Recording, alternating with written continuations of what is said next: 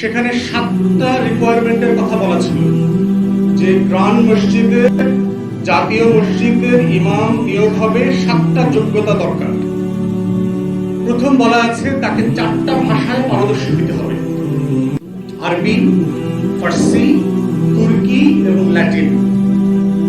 ল্যাটিনের জায়গায় আজকে কোন ভাষা যোগ হবে? ইংরেজি। দ্বিতীয় যোগ্যতা বলা হয়েছে তিনি ইসলাম যেমন জানবেন তিনি তুলনামূলক ধর্মতত্ত্ব জানবেন, মানে তিনি বাইবেল জানবেন, তোরা জানবেন, old testament, new testament, everything জানবেন। তিনি প্রত্যেক ধর্ম সম্পর্কে তার ধারণা থাকবে।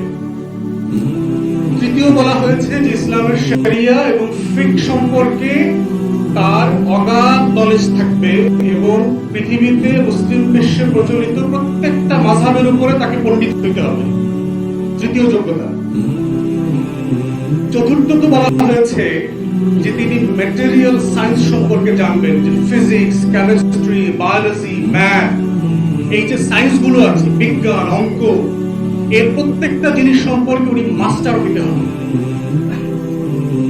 পঞ্চম যোগ্যতা বলা হয়েছে যে তিনি যুদ্ধবিদ্যা সম্পর্কে জানবেন, তিনি তীর চালাতে পারবেন, তিনি ঘোড়া সওয়ার করতে পারবেন, যুদ্ধের যে যত আইটেম থাকবে সেগুলো উনি জানবেন।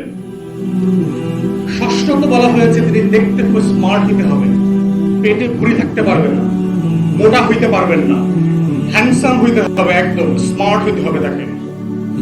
এবং সপ্তম বলা হয়েছে তার কণ্ঠ অসাধারণ শ্রুতিমধুর হইতে হবে।